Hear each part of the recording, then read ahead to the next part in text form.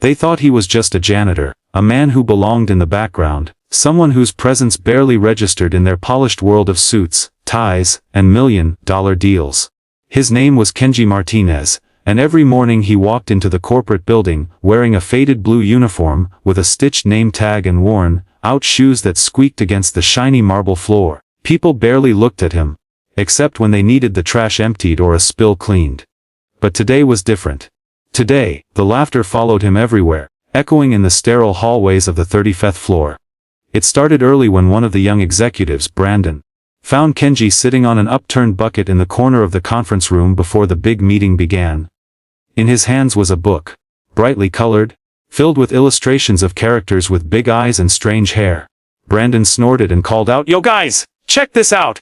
The janitors reading cartoons. A few others came over, curious. And soon the room filled with smirks and muffled laughs. Kenji looked up calmly, his deep brown eyes betraying no embarrassment, though this wasn't the first time he'd been mocked for it. "It's not cartoons," he said softly, his voice steady. "It's called manga." That only made them laugh harder. "Manga? What even is that?" One woman giggled, balancing her latte in a perfectly manicured hand. "Sounds like some weird janitor hobby." Brandon leaned closer, pretending to squint at the pages. "Wow, he's even reading it backwards!" "Dude, you're doing it wrong." Kenji didn't flinch. He didn't argue. He simply closed the book gently, as if protecting something precious, placed it in his locker by the door, and picked up his mop again. As he turned, he heard the whispers behind him. "Maybe he thinks he's Japanese." Someone joked. "Probably just trying to look smart." Another replied. What they didn't know was that Kenji wasn't pretending. He could read Japanese fluently. He could speak it, write it, even understand the smallest cultural nuances that most foreigners miss. Years ago, before life pulled the ground out from under him, Kenji had been a dreamer, a language enthusiast who once lived in Japan for 2 years, working odd jobs, studying every phrase, every kanji stroke late into the night. But that was before everything changed, before his wife fell sick, before hospital bills devoured their savings, before she slipped away, leaving him with their little girl, Amelia, and a mountain of debt. So he took the first job he could find, this one, a janitor. A man who cleans up after others while they climb ladders he no longer has the strength to reach. They didn't know any of that, and he didn't tell them. People see what they want to see, and to them, he was just the guy with the mop. The morning dragged on, laughter still lingering in the corners of the office, until finally, the big moment arrived, the meeting that would determine the company's future. The entire board gathered in the sleek glass-walled conference room. The CEO himself was there, along with the sharpest minds and brightest suits the company had to offer. The air buzzed with anticipation because today, they were meeting Mr. Takahashi, a powerful Japanese investor whose decision could bring in a multi-million-dollar deal. Everything had to be perfect. The presentation slides gleamed on the giant screen, the contracts were neatly stacked, and everyone rehearsed their smiles like actors preparing for a show. And in the far corner of the room, almost blending into the shadows, was Kenji, finishing his cleaning before quietly slipping out like he always did. But before he could leave, the doors opened with a soft hiss, and in walked a man whose presence silenced the room. Tall, poised, with silver-streaked hair and a charcoal gray suit that probably cost more than Kenji made in a year. This was Mr. Takahashi. 2 assistants trailed behind him, but it was clear who commanded the space. The CEO stepped forward eagerly, extending his hand. "Welcome, Mr. Takahashi! We're honored to have you here." Takahashi nodded politely, but instead of speaking English as everyone expected, he began in Japanese, "Abenruze gosi turchu sampirzazishi. Thank you for inviting me today." The CEO froze for a fraction of a second before recovering with a nervous smile. Yes, welcome." But then Takahashi continued. His tone formal, but layered with something deeper. Tian shu shao when tu however, I have some concerns about the proposal. And just like that, panic flickered across the CEO's face. They hadn't expected this. No one had brought a translator because they assumed Takahashi would speak English. Most foreign investors did.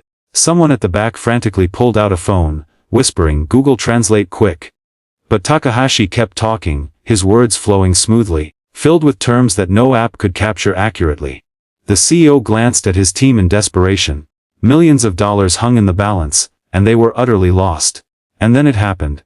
A calm voice broke through the tension, speaking in perfect Japanese. Gia singpei lizekia jutita ufi bufen gia. Zohua kitiu adiga. I understand your concerns. Which specific parts would you like to discuss? The entire room fell silent. Every head turned toward the source of that voice, and what they saw left them speechless. It wasn't the CEO, it wasn't a senior executive, it was Kenji the janitor, standing tall in his blue uniform, mop in one hand, speaking flawless Japanese as if he were born to do it. Mr. Takahashi blinked in surprise, then a slow, appreciative smile spread across his face. Oh, I'm surprised you speak Japanese. Kenji bowed slightly, his tone humble yet confident. Sasal likor, yes, just a little. The CEO's jaw nearly hit the floor. Brandon and the others who had laughed earlier looked like ghosts, their smug expressions wiped clean. Kenji walked forward calmly, setting his mop aside. Sir, he said in English to the CEO. If it's okay I can help translate. The CEO stammered, why yes, of course, please do. From that moment on, the atmosphere shifted completely. Kenji didn't just translate words, he translated meaning, tone, respect. He knew when to bow, when to pause, how to soften phrases to maintain harmony. He navigated every cultural nuance with the grace of someone who had lived and breathed it. Mr. Takahashi seemed impressed, even amused. He began asking Kenji personal questions, curious about his background. Where did you learn Japanese? Kenji smiled faintly. Ruben, don't. I used to work in Japan, a long time ago. The conversation flowed so naturally it felt like two old friends reconnecting. The executives sat there, silent and stunned, realizing the man they had mocked was saving the entire deal. By the end of the meeting, Takahashi wasn't just satisfied, he was delighted. He agreed to the deal, even adding a generous bonus clause. And then, just as everyone exhaled in relief, Takahashi turned to the CEO and said something that would change Kenji's life forever. Promote this man. The CEO didn't need a translation for that one. The conference room emptied slowly after the meeting, but the silence was deafening. The executives who had laughed earlier couldn't meet Kenji's eyes. Brandon lingered for a second, his mouth opening like he wanted to say something. But no words came. One by one, they left, leaving Kenji alone with his mop, as if nothing had happened. Except everything had. The CEO approached him with a tight smile, still processing what he had witnessed. Kenji, I don't even know what to say. You just saved us a deal worth more than this entire floor combined. Kenji gave a small nod. I'm glad I could help, sir. The CEO hesitated, staring at the man in front of him. The janitor uniform didn't fit the picture anymore. It felt wrong now, like a suit on the wrong person. How do you know Japanese so well? He finally asked. Kenji hesitated for the briefest moment, then replied softly, I lived in Japan for a few years. Before. He didn't finish the sentence, because memories flooded in. The narrow streets of Kyoto, the laughter of his wife, the little ramen shop where they used to eat after long days of work. Before hospitals, before bills, before life became survival. The CEO didn't press further, he just said, Kenji, come by my office tomorrow morning, we need to talk. When Kenji walked out of that conference room something had shifted. People who never looked at him before suddenly noticed him. Some nodded awkwardly. Some smiled faintly, trying to erase their earlier mockery. But Kenji didn't care about any of that. He walked straight to the locker room, opened the small metal door where his manga still sat, and picked it up gently. The worn pages comforted him like an old friend.